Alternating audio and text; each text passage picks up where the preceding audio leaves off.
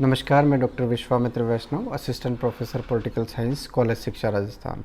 प्रिय विद्यार्थियों, आज हम उत्तर व्यवहारवादी उपागम अर्थात पोस्ट बिहेवियरल अप्रोच के आगमन और इसकी परिभाषा और अभिप्राय के संदर्भ में चर्चा करेंगे। हम ये जानते हैं कि 20वीं शताब्दी में 1945 में व्यवहारवादी उपागम या बिहेवियरल अप्रोच के रूप में व्यवहारवादी उपागम हमारे समक्ष प्रस्तुत होता है और इस व्यवहारवादी उपागम ने हमारे विषय को विज्ञान के प्राकृतिक विज्ञानों के समकक्ष लाने का प्रयास किया, लेकिन ये प्रयास असफल सा रहा और इसकी असफलता का परिणाम हमारे सामने उत्तर व्यवहारवादी उपागम के रूप में प्रस्तुत होता है। ऐसा नहीं है कि व्यवहारवाद जो है पूर्ण रूप से असफल होता है। वास्तव में अगर देखा जाए तो हमारे विषय में जो कमियां उस समय उभर रही थी, उन कमियों को दूर करने में व्यवहारवादी उपागम का एक बहुत बड़ा योगदान रहता है। यद्यपि इसकी कुछ कमियां हैं, इन्होंने प्राचीन सिद्धांतों को अस्वीकार कर दिया, व्यवहारवादियों ने जो है केवल और केवल तथ्यों पर जोर दिया, मूल्यों से कोई इन्होंने महत्व रखा नहीं। तो ऐसी स्थिति में ये उपागम ज़्यादा चल नहीं पाया और इसकी आलोचना होती है। आलोचकों में हीज जुलाउ, कार्ल डायश, रेमिनी और खुद व्यवहारवाद के प्रणेता बौद्धिक पिता डेविड ईस्टन इसमें सम्मिलित होते हैं। इस प्रकार 1969 में ये आंदोलन जो है, व्यवहारवादी आंदोलन, समाप्त सा हो जाता है और उसका परिणाम हमारे सामने उत्तर व्यवहारवादी उपागम के रूप में आता है, जिसके पोस्ट बिहेवियरल जो अप्रोच है, इसके भी प्रणेता जो है डेविड ईस्टन ही होते हैं। देखिए, उत्तर व्यवहारवाद जो है एक ऐसा उपागम है जिसने परंपरागत राजनीतिक विज्ञान के सिद्धांतों को और व्यवहारवाद की जो हमारे सामने जो अचीवमेंट्स थे, उन दोनों को स्वीकार किया और उन दोनों को स्वीकार करके राजनीतिक सिद्धांत निर्माण में एक महत्वपूर्ण भूमिका निर्वाह की। जब उत्तर व्यवहारवाद आरंभ होता है, उसके जो पहले की परिस्थितियां थी, वो पहले की परिस्थितियां ये थी कि जो व्यवहारवादी क्रांति के जो प्रणेता थे, उन्होंने खुद ने ही व्यवहारवाद पे आक्रमण कर दिया। अब वो आक्रमण उन्होंने क्यों किया? क्योंकि देखिए, उसमें देखो, जो व्यवहारवादी थे उन्होंने केवल पद्धतियों को विकसित करने में, केवल नई विषय वस्तु को खोजने में, नई तकनीकों को खोजने में और इस विषय को प्राकृतिक विज्ञान बनाने की जिद के परिणाम स्वरूप वास्तव में जो पॉलिटिकल साइंस का जो विजन है, जो लक्ष्य है, वो उस लक्ष्य से भ्रमित हो जाते हैं, उस लक्ष्य को भूल जाते हैं। देखिए, हमारा कोई भी सामाजिक विज्ञान हो, उस सामाजिक विज्ञान की सार्थकता होनी चाहिए। जब तक हमारे किसी भी विषय की कोई सार्थकता नहीं होती है, तब तक वो हमारे लिए महत्वपूर्ण नहीं है। चाहे भले ही उसमें कितनी अच्छी टेक्निक हो, कितनी अच्छी उसकी मेथडोलॉजीज़ हो, जो अध्ययन की पद्धतियां हैं, चाहे कितना ही उसमें सब्जेक्ट मैटर रिच हो, चाहे कितनी ही बड़ी उसकी लेबोरेटरीज़ हों, ये सब हमारे लिए बिल्कुल बेकार है अगर वो सिद्धांत या वो विषय या वो अनुशासन अगर समाज की समस्याओं का समाधान न करें। यानी समाज के संदर्भ में यदि वो प्रासंगिक न हो, तो वो ऐसा शोध, ऐसा रिसर्च और ऐसा विषय हमारे लिए किस काम का। तो जो उत्तर व्यवहारवादी उपागम है, वो उत्तर व्यवहारवाद जो है, वो शोध की सार्थकता को महत्व देता है, वो शोध के महत्व को महत्व देता है। यानी हम जो भी कार्य कर रहे हैं, वो कार्य जो है हमारे समाज में रिलेवेंट होना चाहिए। ये उत्तर व्यवहारवाद का महत्वपूर्ण विषय है। उत्तर व्यवहारवाद प्रमुख रूप से ये उनका जो विचार है वो ये है कि एक्शन हमारे जीवन में महत्वपूर्ण है, कर्म हमारे जीवन में महत्वपूर्ण है और उन कर्मों की जो प्रासंगिकता है, रिलेवेंसी है, वो हमारे लिए महत्वपूर्ण है। तो देखिए, उत्तर व्यवहारवाद का जो आगमन है वो व्यवहारवाद के विरुद्ध एक प्रतिक्रिया के रूप में है। यानी व्यवहारवाद ने अपने आप को स्थापित करने का पूरा प्रयास किया, लेकिन वो जो विज्ञान बनाने का जो प्रयास था, उस प्रयास में वो समाज के अंदर उनके क्या लक्ष्य हैं, उन लक्ष्यों को वो भूल गया और उन्होंने अपने से जो पूर्व जो हमारा जो शुरू से जो हमारा विषय चला आ रहा है, उसके जो सिद्धांत चले आ रहे हैं, उसकी जो अध्ययन पद्धतियाँ चली आ रही है, उन सबको वो एक तरह से वो इग्नोर करते हैं। तो यहाँ पर ये देखिए कि उत्तर व्यवहारवाद में उन सबको वापस स्वीकार किया गया। ऐसा नहीं है कि उत्तर व्यवहारवाद ने जो है कंप्लीटली जो है व्यवहारवाद को स्वीकार कर दिया। उत्तर व्यवहारवाद ने परंपरागत राजनीतिक विज्ञान के महत्व को स्वीकार किया, उत्तर व्यवहारवाद ने व्यवहारवाद के महत्व को स्वीकार किया। इस प्रकार उत्तर व्यवहारवाद हमारे इस विषय में एक महत्वपूर्ण सिद्धांत, एक महत्वपूर्ण अप्रोच सिद्ध होता है, जिसने हमारे इस राजनीतिक विज्ञान को एक नई दिशा दी। इसने सिद्धांत निर्माण में ज़बरदस्त भूमिका का निर्वाह किया। क्योंकि देखिए कि जब व्यवहारवाद अस्तित्व में आता है 1945 में, तो उस समय हमारी विश्व की परिस्थितियाँ क्या थी। उस समय विश्व युद्ध समाप्त होता ही है। विश्व के जो राष्ट्र जहाँ विश्व युद्धों का जो दुष्परिणाम थे, उससे विभिन्न राष्ट्रों को बाहर निकलना था। परमाणु बम का आविष्कार और प्रयोग जापान में हो चुका था। उसके भयावह परिणाम हम देख रहे थे। विश्व में उस समय एक नया संघर्ष शुरू होता है, जिसको हम कोल्ड वार या शीत युद्ध के रूप में देखते हैं। उसी समय आणविक युद्धों की प्रतिस्पर्धा शुरू होती है। यानी देखिए कि अमेरिका ने जब इसका प्रयोग किया, परीक्षण किया, आविष्कार किया और उसका प्रयोग कर दिया, तो उसके बाद में इसकी एक तरह से लाइन लग जाती है। फिर यूएसएसआर, फ्रांस, इंग्लैंड और चीन और आगे जो है भारत भी उस श्रेणी में सम्मिलित हो जाता है। तो देखिए, एक तो ये शस्त्रीकरण चल रहा है, विश्व में नए राष्ट्र आ रहे हैं, उनमें आइडियोलॉजी का क्राइसिस है, शीत युद्ध, कोल्ड वार यहाँ पर चल रहा है। वहाँ पर 1960 के लगभग आर्थिक मंदी वापस अस्तित्व में आ रही है। पॉपुलेशन एक्सप्लोजन एक बहुत बड़ी समस्या के रूप में हमारे सामने आ रहा था। विश्व के जो नवीन स्वतंत्र राष्ट्र थे, जो एशिया और अफ्रीका में जो नए राष्ट्र स्वतंत्र होते हैं, उन राष्ट्रों में एक क्राइसिस आ गया कि वो विश्व के कौन से गुट में सम्मिलित हो। ऐसी स्थिति में गुटनिरपेक्ष आंदोलन हमारे सामने आता है। तो वहाँ एक स्वतंत्र निर्णय क्षमता वो डेवलप कैसे करें। इसी के साथ विश्व में जो है वियतनाम संकट आ रहा है। इसी के साथ विश्व में जो है एक डर का माहौल था कि कब इन दोनों महाशक्तियों के बीच में ऐसा कोई चिंगारी जो है वापस तीसरे महायुद्ध की तरफ हमें धकेल तो न दे। एक उपनिवेशवाद तो समाप्त हो गया था उस समय, एक नया आर्थिक उपनिवेशवाद विश्व के राष्ट्रों के सम्मुख आ रहा था। तो देखिए, विश्व उस समय कितने संकटों का सामना कर रहा था इस 1945 से 68-69 के लगभग। यानी एक बहुत बड़ा परिवर्तन हो रहा था। एक तो विश्व में जो शक्ति के केंद्र थे वो बदल रहे थे, एक नए राष्ट्र अस्तित्व में आए, उनका एक पीसफुल डेवलपमेंट, शांतिपूर्ण विकास उनके सामने एक बहुत बड़ी समस्या थी, और ऊपर से विश्व की ये तमाम समस्याएं। तो देखिए कि व्यवहारवाद जो है राजनीतिक विज्ञान से जुड़ा हुआ है, और राजनीतिक विज्ञान का लक्ष्य क्या है? गुड लाइफ है, एक आदर्श राज्य है, एक बहुत अच्छी विश्व व्यवस्था जिसमें शांति हो, सुरक्षा हो, मानव कल्याण हो। तो जब ऐसी बात विश्व के सामने आ रही है और किसी एक भी समस्या का समाधान करने में व्यवहारवाद बिल्कुल असमर्थ रहा। यानी देखिए, व्यवहारवाद ने खूब पद्धतियाँ विकसित की, खूब इसकी वोकेबलरी रिच की, खूब इसने सब्जेक्ट मैटर कलेक्ट किया, विषय का बहुत अच्छा इसने इसको व्यापक बनाया, ब्रॉड बनाया। नई टेक्निक्स, कंप्यूटर का यूज़ हो रहा है, मैथमेटिकल मैथ्स की जो प्रणालियाँ हैं, स्टैट्स वगैरह, ये सब हमारे इस पॉलिटिकल साइंस में उपयोग में आ रहे हैं। बट सबसे इम्पॉर्टेंट बात जो है हमारे सामने है कि उनकी रिलेवेंसी क्या रही। जब विश्व की किसी भी समस्या का समाधान प्रस्तुत करने में व्यवहारवादी असफल होते हैं, तो निश्चित रूप से ये हमारे किसी काम का ही नहीं है।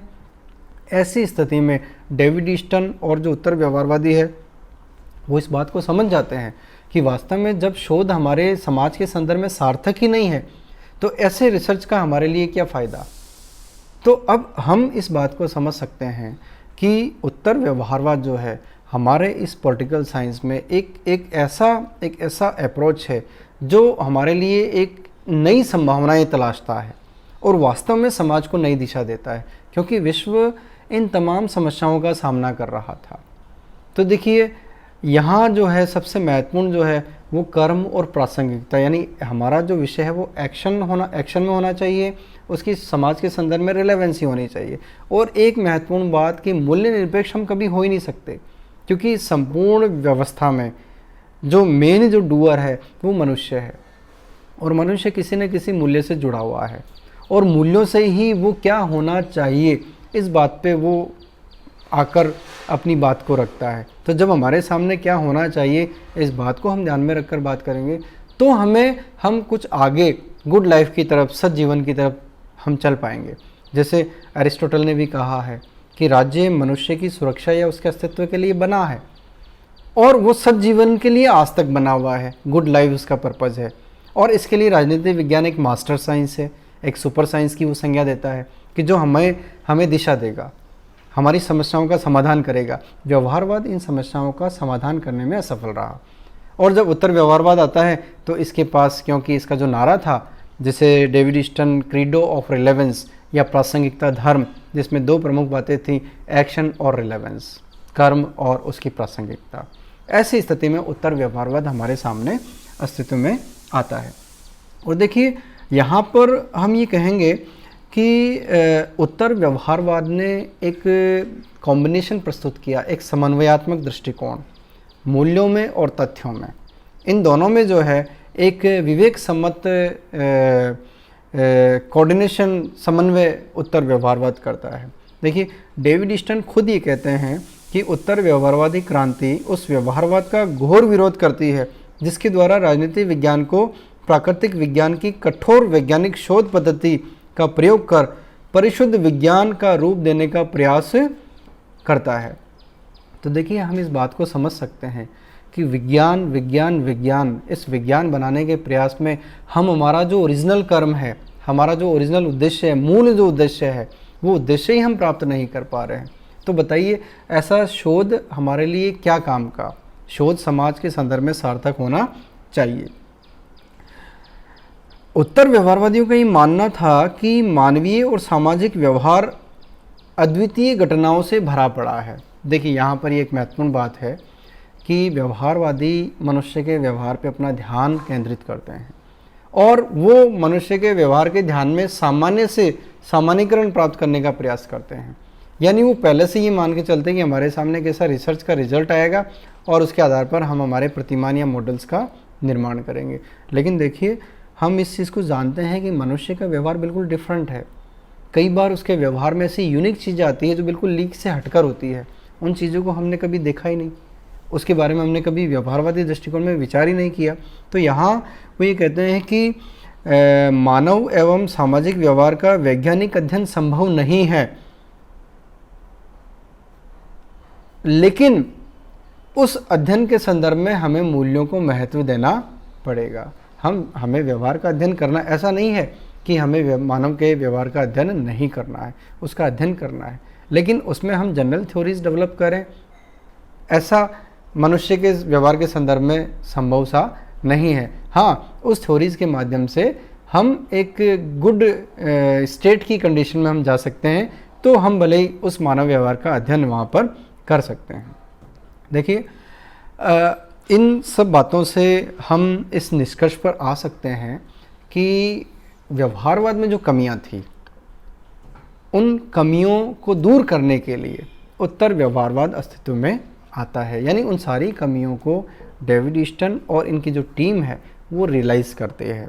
वो रियलाइज़ करती है कि हमने हमारा खूब सारा धन, खूब सारा पैसा, खूब सारा समय, बहुत बड़ी एयर कंडीशंस लाइब्रेरी में वो बैठे रहे, प्रयोग परीक्षण करते रहे, समाज से वो तटस्थ रहे, खूब सिद्धांतों का उन्होंने निर्माण भी किया, लेकिन वो सारी जो उन्होंने जो तैयारी की, जो सारी जो मेहनत की, वो सारी मेहनत इस विश्व की जो अधिकांश जो समस्याएं जिनका जिक्र अभी हमने किया है, उन समस्याओं के सामने बिल्कुल नील सा रहा।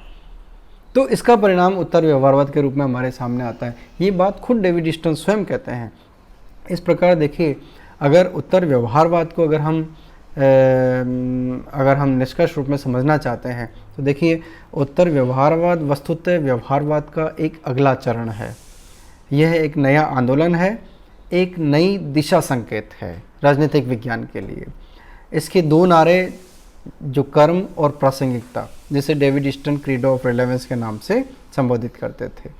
यह व्यवहार वैज्ञानिकों से समाज तथा राज्य व्यवस्था की तात्कालिक समस्याओं, संकटों और चुनौतियों का अध्ययन करने और उन समस्याओं का समाधान करने की मांग करता है। यानी देखिए, उत्तर व्यवहारवाद जो है, इसका सीधा सा जो टारगेट है वो ये है कि तमाम समस्याएं, तमाम चुनौतियां, उनका समाधान होना हमारे लिए आवश्यक है। तब हमारा मानव के व्यवहार का अध्ययन और ये सारी जो तैयारियां हमने की है वो हमारे लिए फ्रूटफुल और सार्थक होगी। साथ ही इसका मूल मंतव्य ये भी है कि सामाजिक शोध समाज की आवश्यकता के संदर्भ में प्रासंगिक और संगतिपूर्ण होना चाहिए। यानी फिर वही उसी बात पर हम आते हैं कि जो भी रिसर्च है वो समाज के संदर्भ में होने चाहिए, वो सोसाइटी ओरिएंटेड होने चाहिए, कि जिससे हम हमारी समस्याओं का समाधान कर सकें। जैसे यूनाइटेड नेशंस 24 अक्टूबर 1945 को अस्तित्व में आता है। यूनाइटेड नेशंस तब से लगाकर आज तक इस विश्व में शांति, सुरक्षा और कल्याण की बात कर रहा है। ठीक है, खूब मतलब बहुत सारी ऐसी परिस्थितियां बनी कि वहाँ वो असफल रहता है, लेकिन कम से कम आज यूनाइटेड नेशंस ने हमें तीसरे महायुद्ध से तो बचाए रखा है। तो यूनाइटेड नेशंस उत्तर व्यवहारवादियों के दृष्टिकोण में, या अगर उनके हम विचारों को अगर हम यहाँ अगर उनका निष्कर्ष प्राप्त करते हैं, तो यूनाइटेड नेशंस जो है वास्तव में एक प्रासंगिक संगठन है। तो ये बात उत्तर व्यवहारवादी करते हैं। एक बात वो ये भी कहते हैं कि राजवैज्ञानिक जैसा व्यवहारवाद में हमारे समाज से, हमारी व्यवस्था से बिल्कुल तटस्थ भाव रखते थे, तो यहाँ वो उनकी भी आलोचना करते हैं कि राजवैज्ञानिक कभी भी समाज से तटस्थ नहीं हो सकता, वो अलग नहीं हो सकता। राजवैज्ञानिकों को तो समाज को नई दिशा देनी है, समाज को रास्ता बताना है, तो उनको समाज में, फील्ड में कूदना पड़ेगा, फील्ड में आकर कार्य करना पड़ेगा और समाज के लिए दिशा प्रस्तुत करनी पड़ेगी, नए आगे का रास्ता उनको बताना पड़ेगा। इस प्रकार वो राजवैज्ञानिकों की भूमिका को तय करते हैं। इस प्रकार वो आगे कहते हैं कि विशेष रूप से मानव मूल्य हमारे लिए महत्वपूर्ण है और मानव मूल्यों की रक्षार्थ हमें कार्य करना है। ये बात उत्तर व्यवहारवादी करते हैं। इस प्रकार हम उत्तर व्यवहारवाद क्या है और ये अस्तित्व में क्यों आ रहा है, इसके संदर्भ में हम ये परिचय प्राप्त कर सकते हैं। इस प्रकार जो है 1969 में अमेरिकन पॉलिटिकल साइंस एसोसिएशन के अपने अध्यक्षीय भाषण में डेविड ईस्टन ये कहते हैं कि व्यवहारवादी क्रांति से हम अपने विश्लेषण को सार्थकता नहीं दे सकते, उसको रिलेवेंस नहीं दे सकते हैं, इसलिए हमें उत्तर व्यवहारवादी बनना पड़ेगा।